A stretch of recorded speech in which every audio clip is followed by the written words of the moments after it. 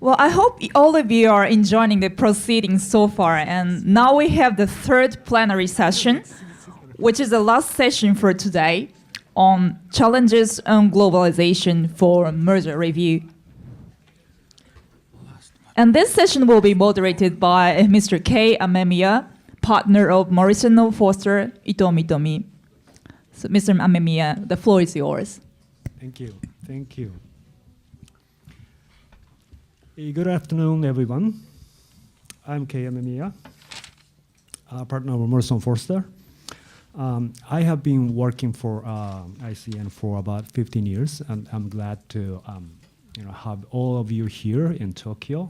We finally got back to Tokyo, and I'm very pleased to have this session in Tokyo. And I'm also pleased to have this opportunity to moderate this plenary session to discuss interesting topic. In this plenary session, we're going to talk about the challenges of a globalization for merger review.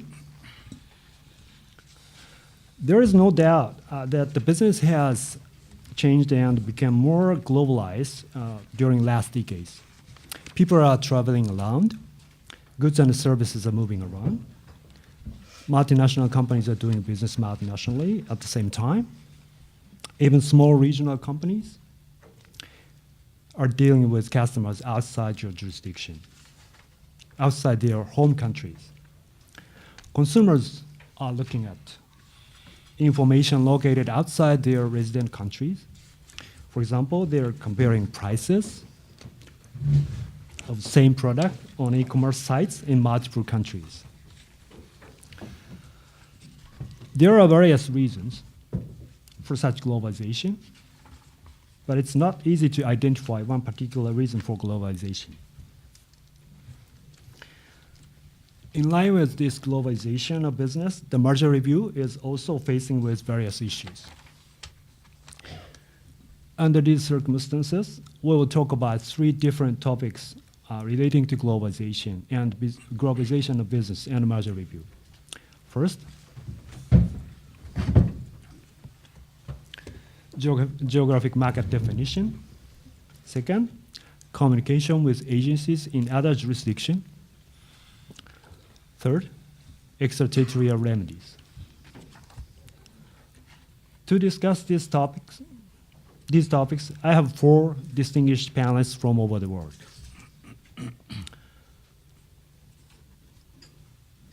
My left, Andrey Tsyganov. Andrey is a Deputy Head, Federal Antimonopoly Service, also known as FAS, of Russian Federation. He has been working at FAS at Russia since 1990 and was appointed as a Deputy Head in 2004. Based on almost 30 years of his career at FAS Russia, Andrey has broad experience on working on competition issues, including control of the agriculture industry, international economic cooperation, and foreign investment. Next to Andrey is Ms. Christine Wilson. Christine is a commissioner of the US Federal Commission. She is the newest commissioner of FTC and was just sworn in September this year. Christine previously served at the FTC as Chairman Tim Morris Chief of Staff. Right before joining FTC as a commissioner, Christine was a senior vice president, legal, regulatory, and international of Delta Airlines, and worked on competition law in Kirkland Ellis and Melbourne and Myers. Next to Christine is José Luis Ambriz Villalpa. Is that correct? That's correct. Good. José Luis is a General Director of Mergers, Federal Competition Commission of Mexico, also known as COFECE. He's an economist and has been working for COFECE for 19 years. In COFECE, he has served as advisor to the chairman in various units and is currently working as a Director-General for Mergers. And my far left, José Maria Carpi Badia. Joseph is the head of Unit A2, Competition Directorate-General of the European Commission. Joseph joined the Commission in 2001, and since then, He has been working on antitrust and mergers. Between 2003 and 2008, José served as a legal secretary in the Court of Justice of the European Union. Now, we're going to start from the first topic, geographic market definition.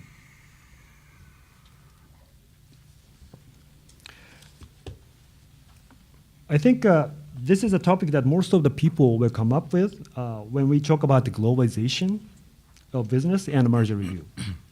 On this topic, all of the 4 panelists will first share their experiences and their views with us.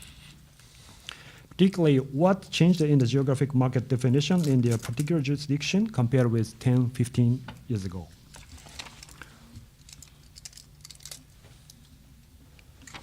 First, I'd like to ask Christine to give us a short presentation at the beginning. Christine, please. Thank you. Oh, no. This one, the right one. Can you collude on making this work properly? In terms of how to think about geographic markets in light of increasing globalization, I will say to you what has been said many times today already. Frankly, antitrust analysis, including geographic market definition, is incredibly fact-specific. And so the geographic market that gets defined ultimately relies on the facts of any given case.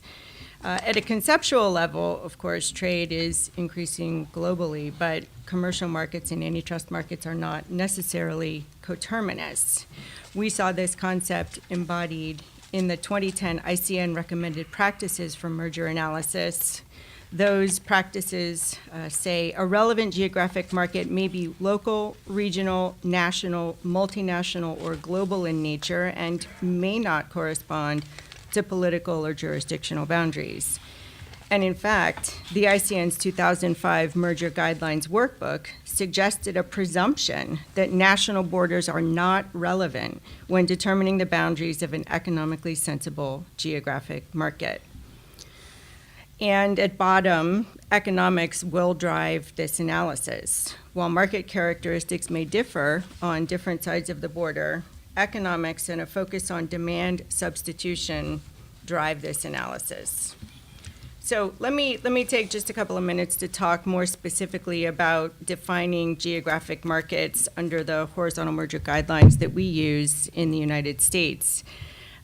So there are 3 key points that these horizontal merger guidelines make that I would underscore today. First, the importance of customer substitution. The guidelines ask whether geography limits some customers' willingness or ability to substitute to some products, or some suppliers' willingness or ability to serve some customers. The second overarching theme that we see is that geographic markets are defined either around producer locations or sales regions. So the FTC defines relevant geographic markets around the location of producers as a general matter, unless it's possible to discriminate based on customer location. And in that instance, the FTC defines relevant geographic markets as regions into which sales are made. Notably, the horizontal merger guidelines do not emphasize or carve out for special treatment any international geographic markets. Instead, they focus on hard economics. And you'll see on the slide that's being shown right now, there are a number of factors that the horizontal merger guidelines underscore in terms of identifying an appropriate geographic market. Transportation costs, regulations, and tariff and non-tariff barriers typically are factors that may impede long-distance or international transactions. And this approach is consistent with the ICN recommended practices. The recommended practices look at evidentiary factors such as transportation costs, consumer preferences such as language, and legal or regulatory requirements. So even though competition in many products and services has become more international in scope over the past 25 years, these changes can be addressed fully within the existing antitrust framework and with existing antitrust tools. If we can go to the next slide, thank you. Much safer than having me do the clicker myself.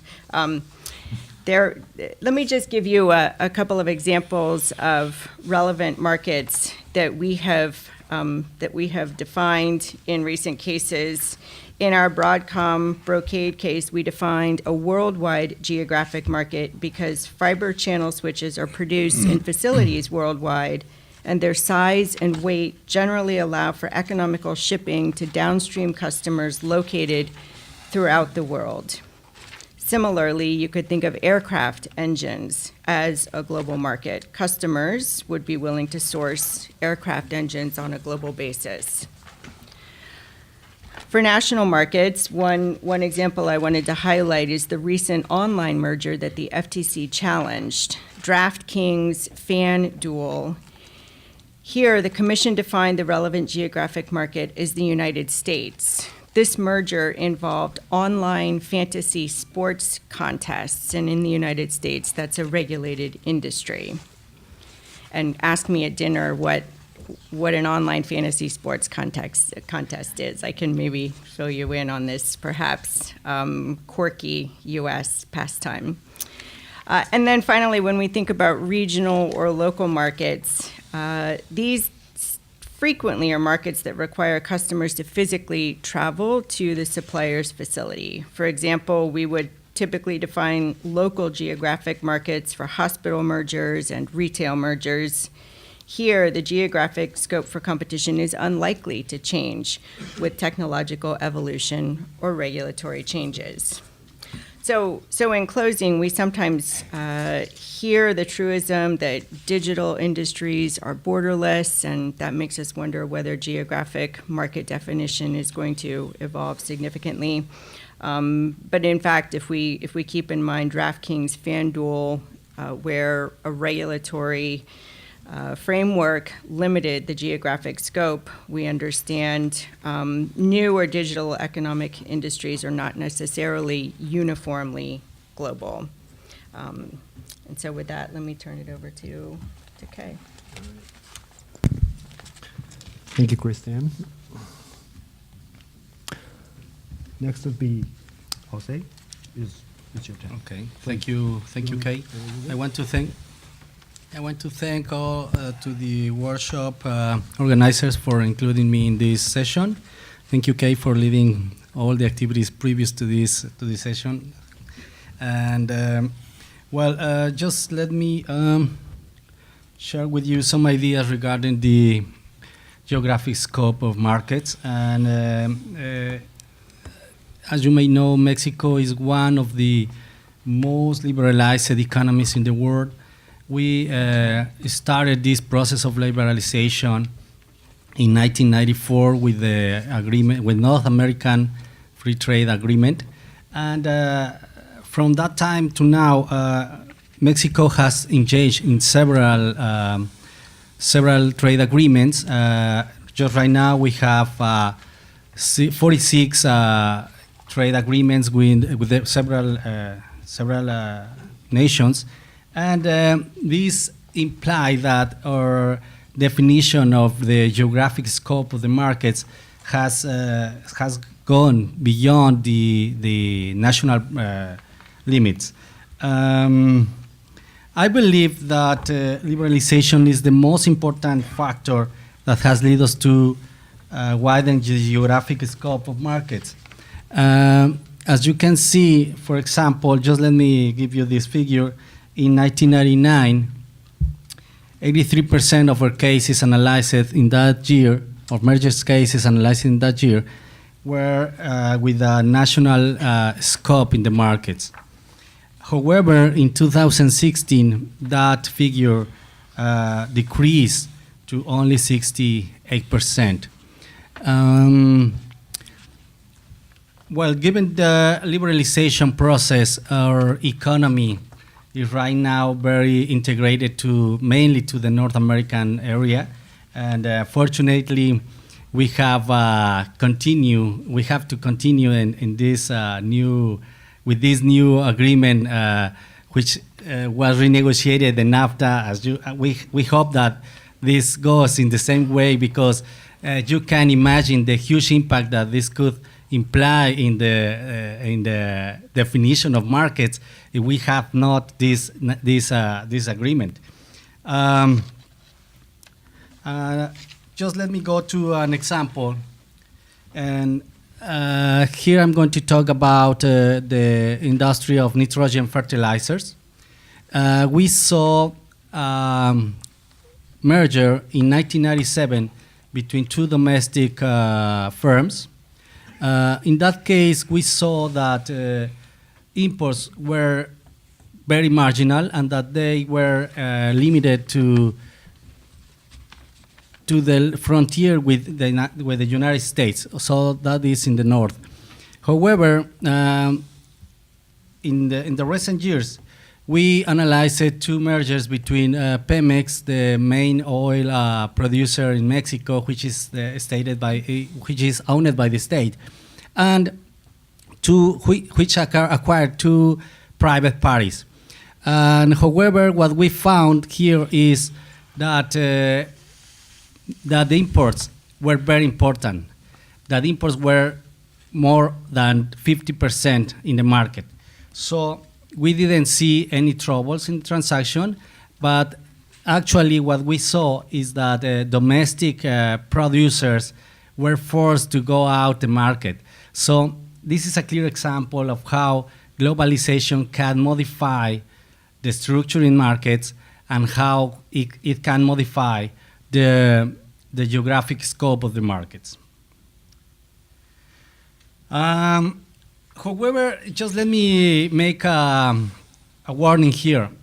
It doesn't mean, well, if you see a huge amount of imports, it doesn't mean that necessarily the market is going to be beyond the national scope. We have found some problems and some challenges here in determining whether the imports are really substitutes to the domestic products. And I would mention another factors that the Commissioner Wilson mentioned here that related to transportation costs, regulation, or tariffs and non-tariff barriers. We have faced some cases where sometimes the customers have a specific certification process, and sometimes they have some quality standards that are required for the providers. And sometimes also they have this just-in-time production process, or even sometimes the aftermarket service is very important for these customers.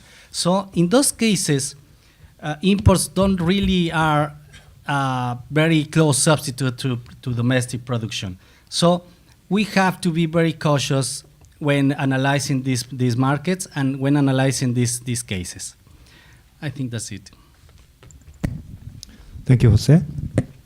And Joseph, next your turn, please. Is it? Oh, sorry, I didn't press button, but I'm sure next is yours. Yes. Yes. Thank you, Kei. I thought my turn was next. We have been discussing market definition and globalization for a few minutes, but maybe it's useful to take a step back and put market definition in context as well. After all, market definition is an important first step in our merger analysis, but it's not the end of the story. And I think that one important idea to keep in mind is that whatever the market definition, the geographic market definition that we adopt in a particular case, what is vital is to make sure that all the competitive pressure that comes from different suppliers, be it inside the geographic market that you have defined, be it outside the market, is taken into account into the competitive assessment. And I think that it is something to be noted when we discuss these things. Now, as Christine was saying before, geographic market definition is very much a case-by-case, very specific analysis that is based on business realities. That is after all a customer-based exercise. It's a dynamic exercise. It's an empirical one. Therefore, it's not strange if geographic market definition change with changes in the business environment. And in that sense, globalization in the last years has certainly been a phenomenon that has made some of our geographic markets go wider. In the European Union, we went through a similar process of widening markets already some time ago. In the 80s and 90s, there was the establishment of the European internal market, and afterwards the deepening of that market. And already at that point, with the liberalization, the harmonization of a number of economic sectors, we saw some of our geographic market widen in scope. I have tried to provide some stats in the slide to try to illustrate whether or not, as Kei was asking, we are defining now wider markets than in the past.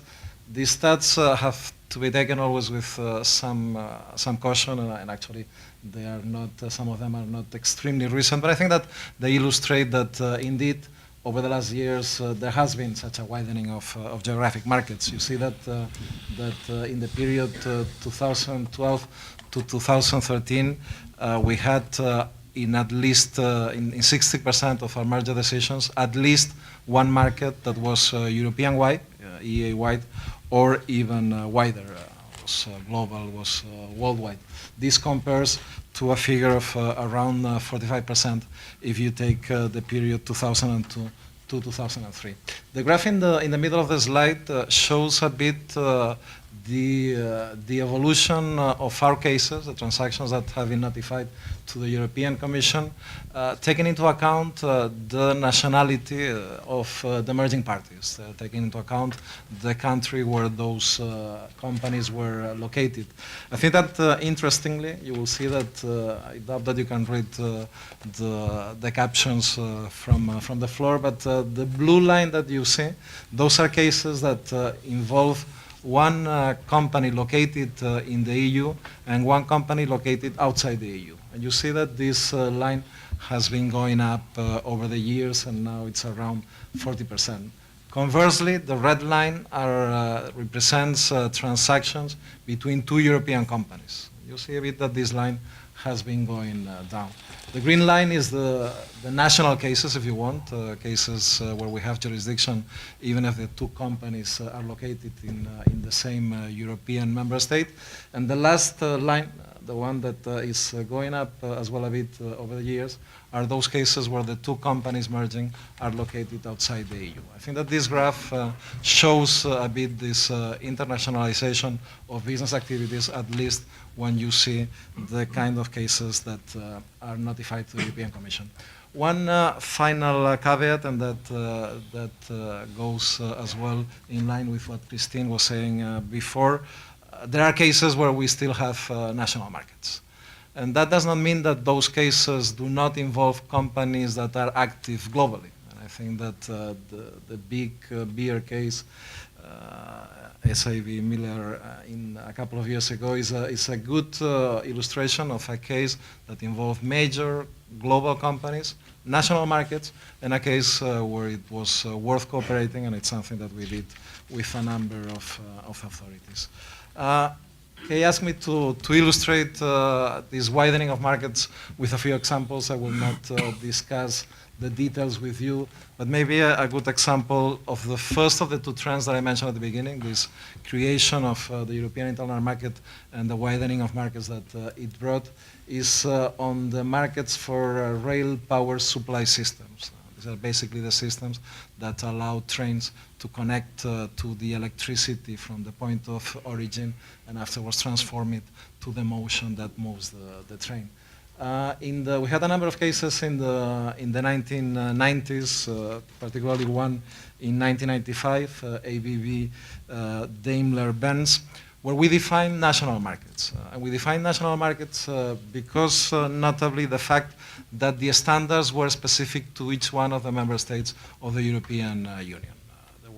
There were national specifications, there were national standards concerning all sorts of things, voltages, frequencies, safety systems, etc. And it was clear that there was a preference for national suppliers.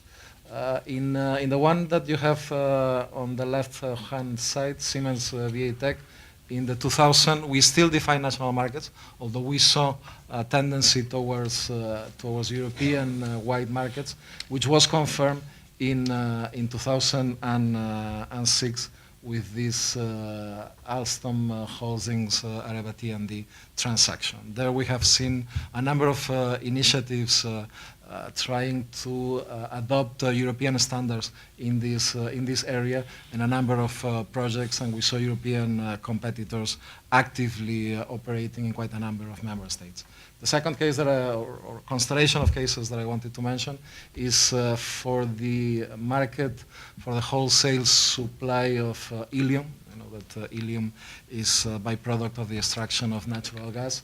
Here, there are relatively few sources of helium worldwide. There are a few in Europe, particularly in Poland and Russia. There are a number of them in Qatar, in Canada, in Australia, and very importantly, in the US. Here again, and the presence in the European market of US imports transform our market definition from a rather EEA-wide orientation in the 2000s to already a worldwide definition in 2006 that was confirmed in Praxair-Linde just a few months ago. Thank you, Joseph. And we want to turn to Andrey. Thank you. Thank you. First of all, a lot of thanks to organizers of this meeting, and it's a great pleasure for me to be in such a brilliant company of speakers on this panel. Talking about geographic market definition, it seems to me we should start with a short description of the most important driving forces for globalization of market. From our point of view, there are at least three groups of factors that affect the global markets.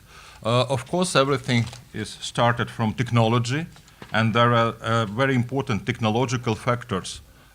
Actually, the most important thing is that now we have new ways of communication, new ways of transportation, and very intensive development of global infrastructure, both in transportation of goods and in communication between businesses and people. And now we have some economic factors are very important as well. We have new ways of doing business, not only in digital sector of economy, but in traditional industries as well. For instance, it's a sort of a new look of old businesses. For instance, now the company provides to customers not seeds, but digital farming solutions. Not electricity, but energy-saving solutions. It's a very important feature of the modern business. And finally, talking about economic factors of the market development, frankly speaking, now we have a set of new fast-growing markets without any national boundaries. You work somewhere in the digital cloud. You can run your business sitting on the beach on Bali Island or on the yacht somewhere in Caribbean, and these markets are global by nature. There are no any boundaries to do business in such a way. And finally, it's a group of political factors. And talking about political factors, it's a sort of a balance between between creation of custom and economic unions and some protectionist measures and so-called political tensions. And I fully agree with José Luis, and I hope that our future is not a protectionism, but trade liberalization and intensive economic relationship between different countries. And what should we do in this situation? What are the challenges in the market review for competition authority worldwide? First of all, markets became e-based and data-based. Many markets are multi-sized, and we should take in mind the network effect and non-price effect of transactions, of mergers and acquisitions. The new phenomenon of the modern market development is not only zero-price services, but zero-asset services and businesses as well. Uber doesn't have any taxi and any taxi driver. Booking doesn't have any hotel in its possession. Facebook doesn't produce any of content, just connect people with one another. And in the market analysis, we should take in mind this factor. The most important and challenging thing is that we, competition authority, should know how to predict the future, because we need sort of a perspective approach how the markets will be developed if we agree with any transaction or if we blocked any transaction. And the second factor that we need to take in mind and calculate, it's the big data, IPR, and innovative potential of merging companies. Collection, processing, analysis, and promotion of data is new asset, it's new added value, and at the same time it's a new kind of market power and a new barrier to entry into the market. And for many industries,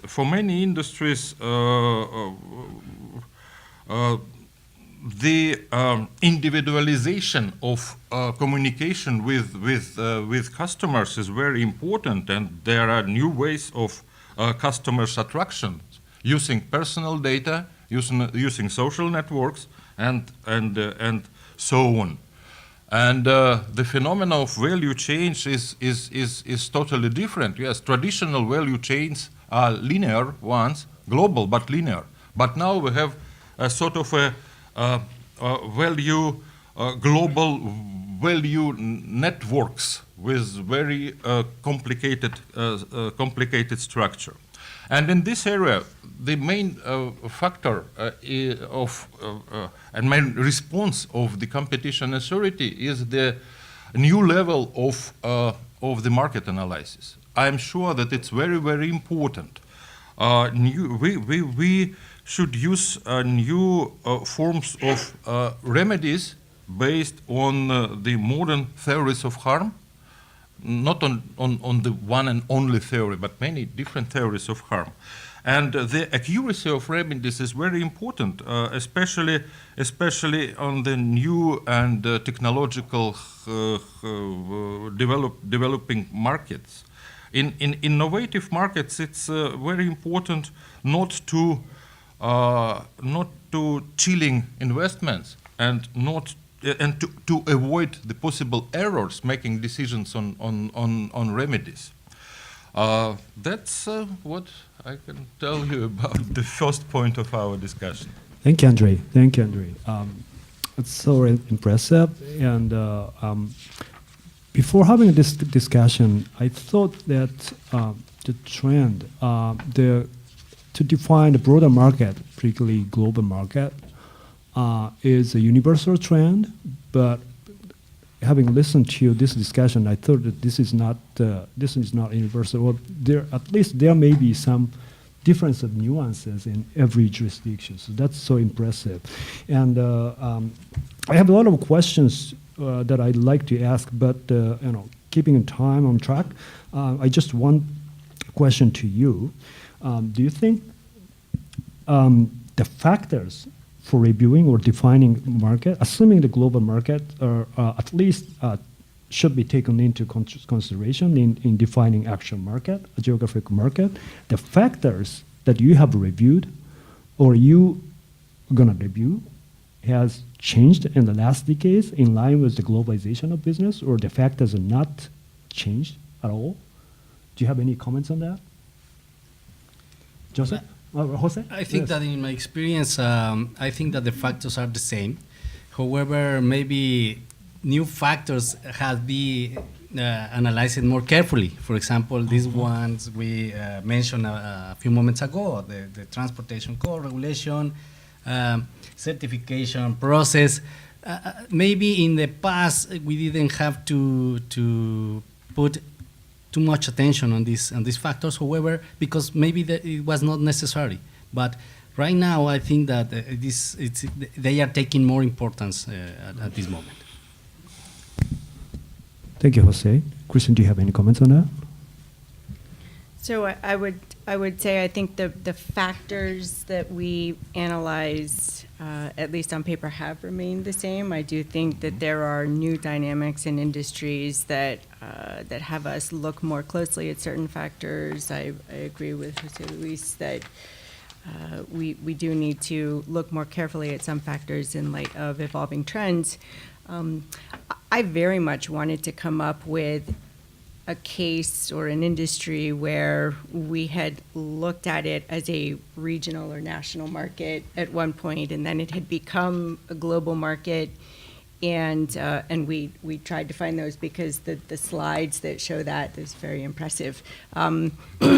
And so I talked with a number of our senior management at the FTC, and we were unable to identify actually a product market that had gone from national to global in the last decade. So it's an interesting, I think, statement about trends in the U.S. perhaps. Thank you. So, yes, Andrey, any comments? Just Yes. a few words. Yes. Actually, the nature of the analytical work that competition authority should do, and the goal of competition law enforcement in merger case is the same: to minimize any competition concerns and to promote, or at least to keep the competition on the market. But the level of analytical work should be different.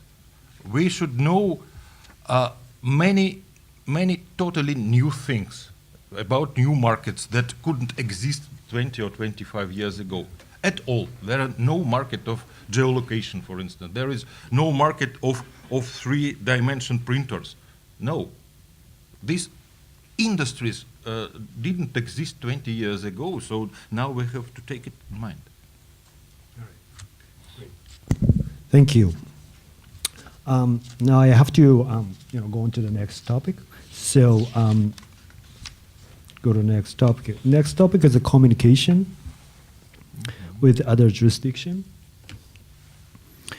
At least, regardless whether the geographic market definition is broader or not, the business is globalized. If the business have been more globalized and maybe you need to think about broader geographic market definition, then I guess you would need to have more communication with agencies in other jurisdictions.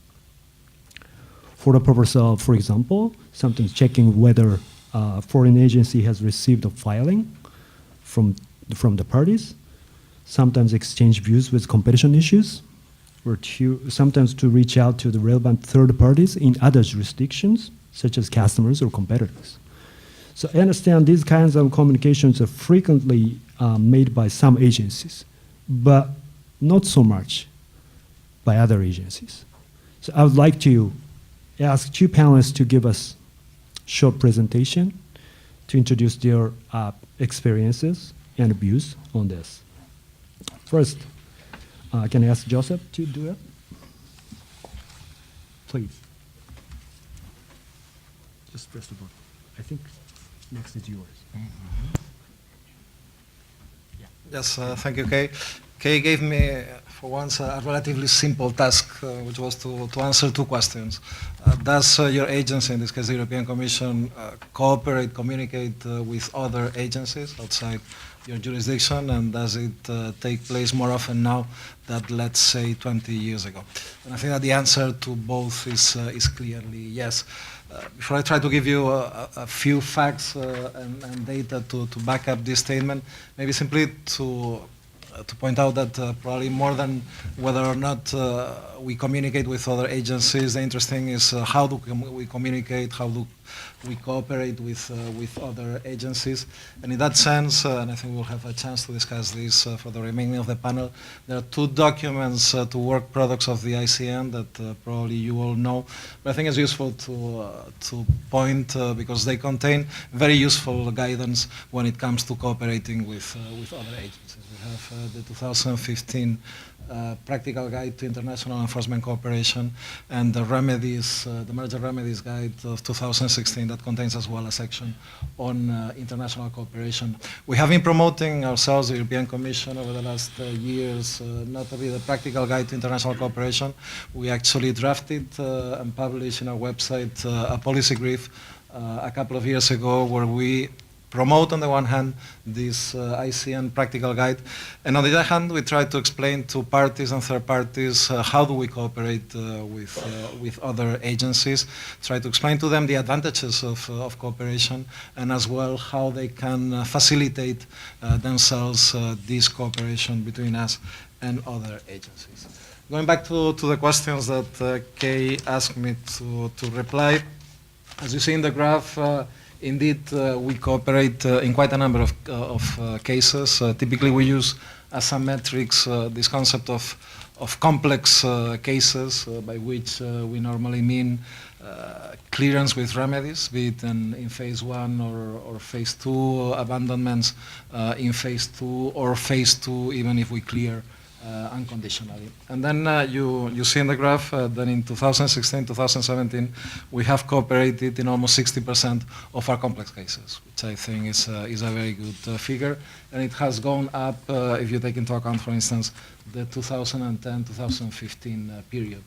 You see on the left-hand side of the graph the agencies, or some of the agencies with whom we cooperate, and there you will see quite a number of them. You will see that there are obviously some agencies with whom we have been cooperating for many years. We have very established cooperation. We know each other very well, and that takes place very often. But we communicate as well on a more ad hoc basis in a specific cases with quite a variety of agency.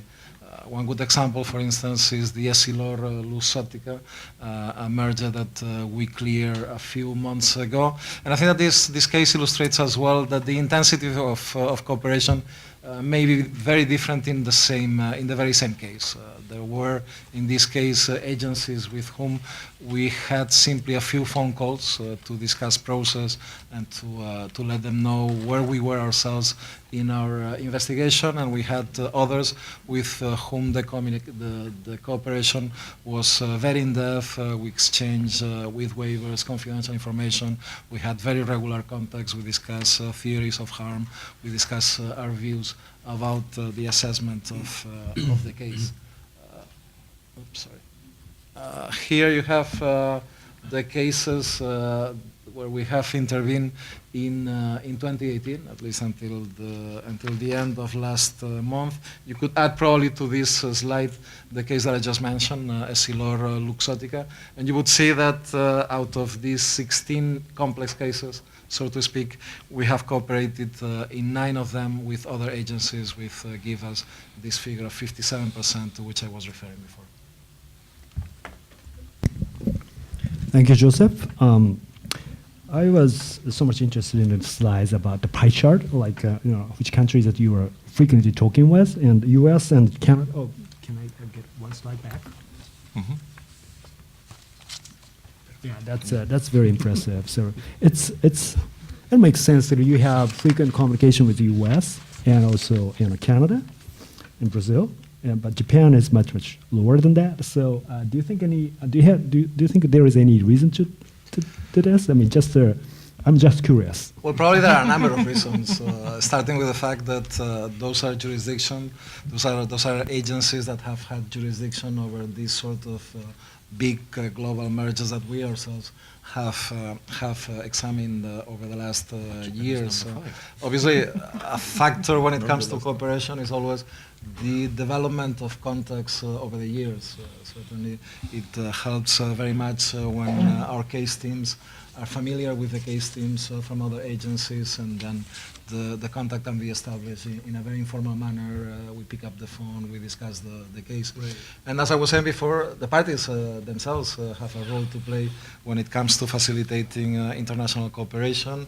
It's certainly useful when they early on tell us where do they have to notify, where they try to keep in mind that helping to align timing is going to be, in the end, useful for all of us to have a consistent and a coherent analysis where they make easy to exchange information. I think that all that helps in the process.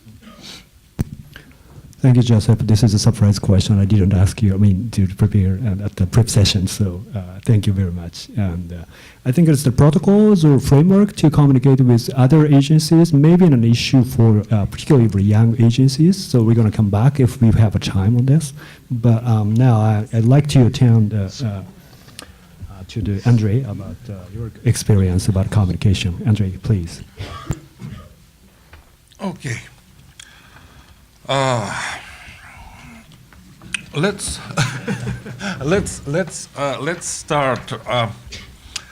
First of all, from our point of view, the moving force of any progress is the conflict, and now we can see two types of a conflict in international dimension of competition policy. First one is the conflict between the global nature of markets and national nature of regulation. And second one is the totally different speed of technological and economic development in the world, and the reaction of the competition authority to this fast development. And talking about cooperation, it seems to me that we need the combination between the legal framework of cooperation and informal contacts with the specialists and with between experts. We need a legal basis for our cooperation due to the status of competition authority. We are legal servants, and we are governmental servants, and we should work in the framework that the government let us to do. And we have nearly 60 different kinds of official documents, starting with bilateral governmental agreements on cooperation, like with China, for instance, or multilateral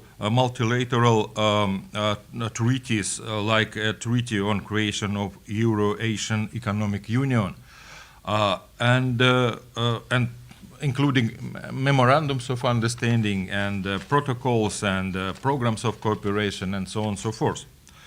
But of course, the most important geographical areas of our cooperation is our neighbors, it's Euro-Asian Economic Union of Armenia, Belarus, Kazakhstan, Kyrgyzstan, and Russia, the former republics of the former Soviet Union, and the treaty on establishment of the Euro-Asian Economic Union consists the special part on how to cooperate in competition area. There are two kinds of cooperation: cooperation between national competition authority and competition between national competition authority and the Euro-Asian Economic Commission that have the power to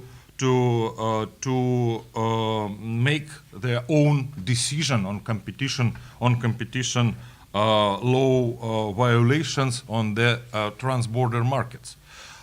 It's strange and curious, but the area of mergers and acquisition is not a subject of the Treaty of Euro-Asian Economic Union. Maybe in the future the situation will be changed. In the framework of the Community of Independent States, the level of cooperation is slightly lower. In Euro-Asian Economic Union, we have an economic union, and in CIS we have just the custom unification and closeness. But nevertheless, all this competition authority of the former Soviet Union countries are our close friends, and we know each other personally, and we meet very often. We established a so-called Interstate Council on Antimonopoly Policy in the framework of the CIS, and a special headquarter for investigation. And yes, we run some interesting cases, and a very important part of our work is the production of joint market studies in socially important market in different areas, from the telecommunication to oil and gas market. And this September, the competition authorities of CIS countries produced the joint report to the governments of our countries, to the prime ministers. The name of this report is Developing Competition Policy in the Digital Economy. And it exists from an analytical part and from the part of recommendations to the governments of our countries, not only in the area of competition law enforcement, but general recommendation of how to do the new digital society more open, non-discriminatory, and neutral. And a very interesting example is BRICS. You could imagine such a different countries we are. India, South Africa, China, Russia, Brazil, with different cultures, with different religions, with different history. But we join our activity in the competition area because we have the same problems. The same problems because we are nearly at the same level of development, and it's a sort of transition from something to something, and so we have a lot of common. And the autumn is a time. Yes, autumn is a time to collect the harvest. And this September again, the BRICS Competition Research Center was established and institutionalized. It's a virtual one. Formally, it's in Russian Federation in so-called Skolkovo.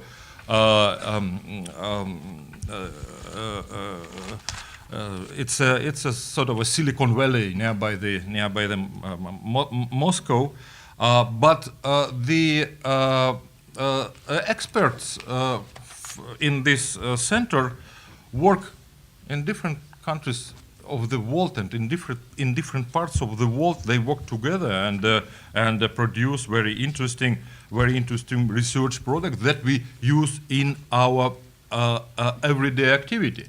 And the good example of cooperation based on the working product of our joint work of our expert is the Bayer-Monsanto case. Yes, and during this case, we organize the very tight and useful cooperation of competition authority of 5 of our countries, the companies grant us with waivers, and we have the opportunity to exchange not only non-confidential but confidential information. And we have a set of meetings and teleconferences and calls on this matter. And the most important thing that the decisions of competition authority of 5 of our countries are not contradictory, because it's the most serious problem for regulators and for the merging companies, the contradiction between different national decisions in different legislations. And finally, first of all, we use the behavioral remedies. Why? Because in this case we rely on intellectual power of European Union analysis of Bayer-Monsanto case, and didn't impose any structural remedies. We save our time and the companies' time not to reinvent the structural remedies that were imposed to the Bayer and the Monsanto by the decision of European regulator. Thank you. Thank you, Andrey. We're going to talk about the remedies next, but I personally think that this is impressive, that difference of nuances. Like, Andrey thought that the formality is more important to have a communication with other agencies, but it's not important. It's necessary. I know, but a time difference, or knowing each other or closeness with other agencies is more important in your words. So that's a good nuance of difference of nuances. But now I'd like to turn into the extraterritorial remedies.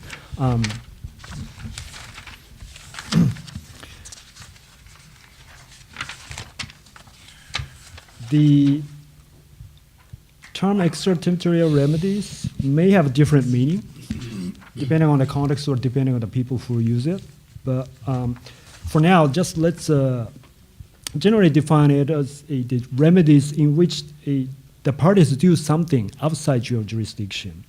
As a business globalizes, agencies may have to analyze remedies, this type of remedies, particularly in the mergers between multinational companies. On that, if an agency thinks that it cannot give you an unconditional clearance to the parties, then they will think about remedies.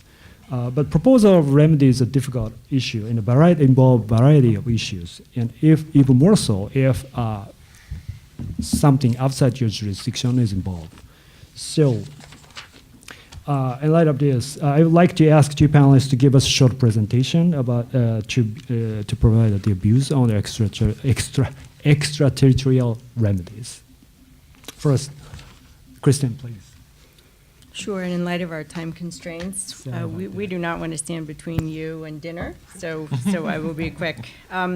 So last year, in 2017, the FTC and DOJ released new guidelines on international antitrust. We had similar guidelines that were released in 1995. So the updated 2017 guidelines, like their predecessor, provide practical guidance on the international enforcement policy of the FTC and DOJ and the way that we conduct investigations. They also help to provide, we hope, transparency and predictability for both the antitrust and business communities.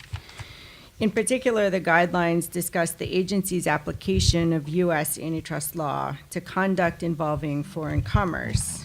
And they also discuss the agency's consideration of comity and other laws and doctrines pertaining to foreign government involvement, as well as the agency's approach to international enforcement cooperation with foreign agencies, which we've already heard a little bit about.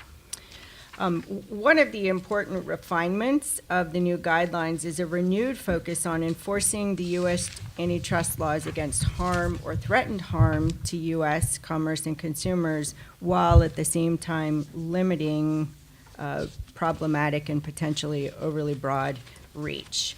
So as you'll see on the screen, the 2017 guidelines now explicitly provide that the agencies will seek a remedy that includes conduct or assets outside the United States only to the extent that including them is needed to effectively redress harm or threatened harm to U.S. commerce and consumers, and is consistent with the agency's international comedy analysis.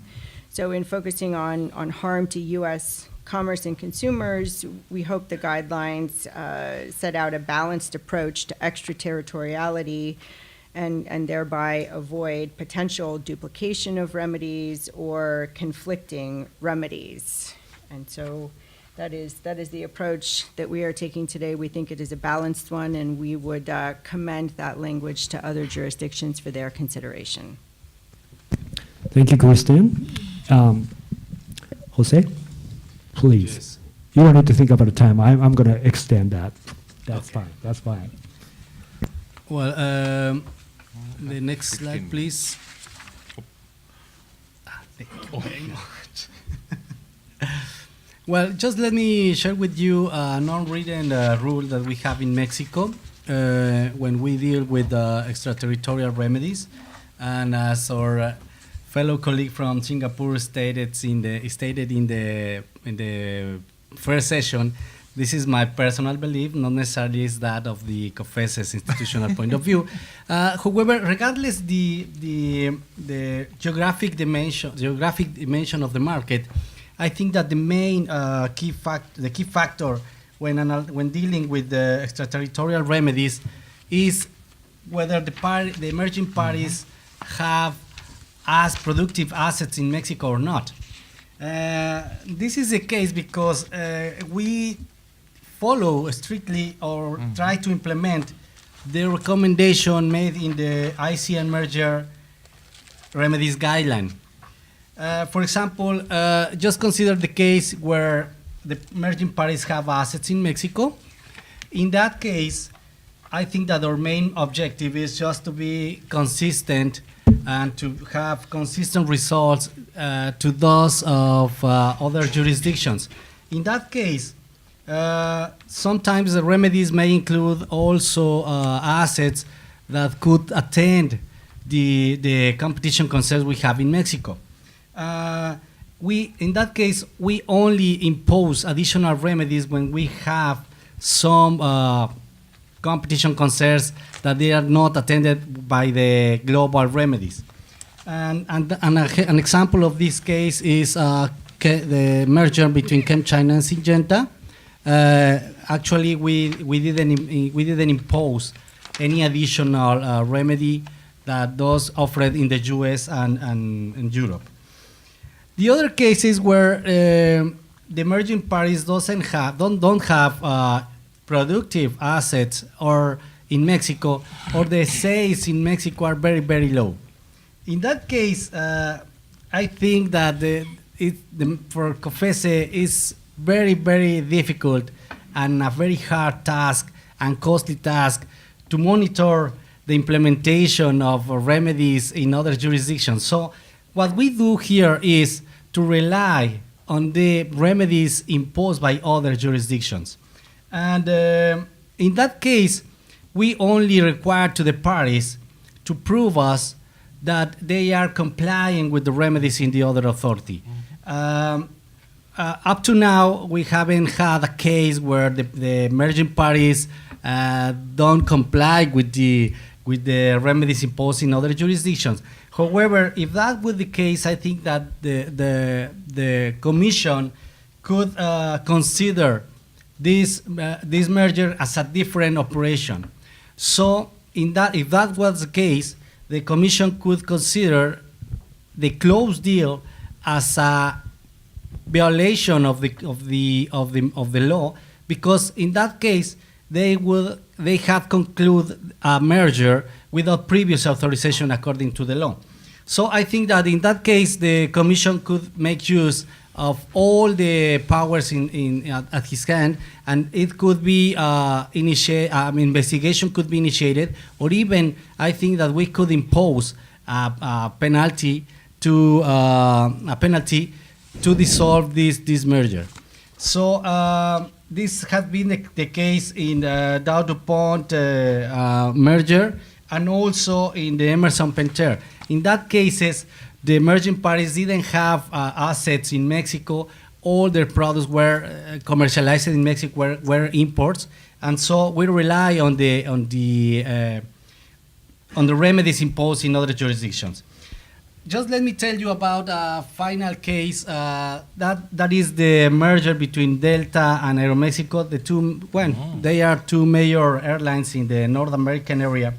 I think that this case is very interesting because you may know that this kind of the merger was a joint cooperation agreement between the two airlines, which implied that they will coordinate their activities in the commercial flights between the U.S. and Mexico.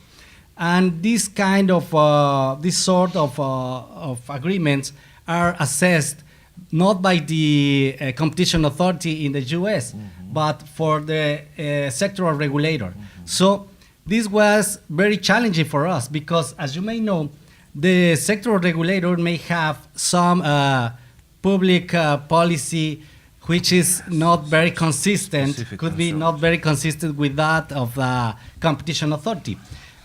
In this case, for example, we saw that the U.S. Department of Transportation wanted to obtain more interconnection as a result of the merger. So maybe that is not the same objective we were follow. We were follow more efficiency in the markets, right?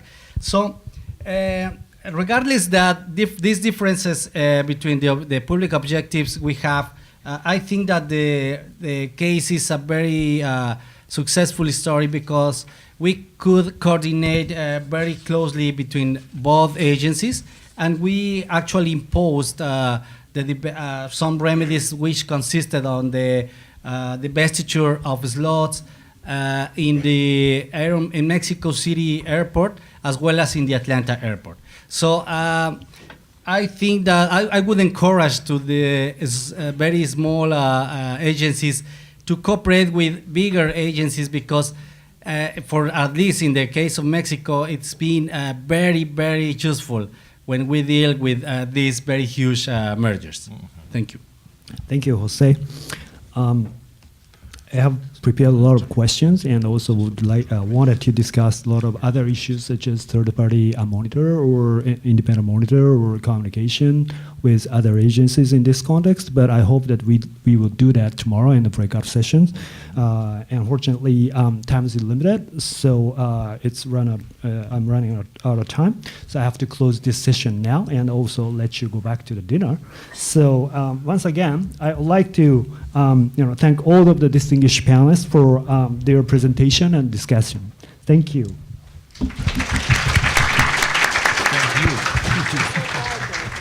Thank you very much, and thank you very much for everyone participating in this session. And this concludes the day one of the 2018 ICN Merger Workshop. Thank you very much for all of your participation.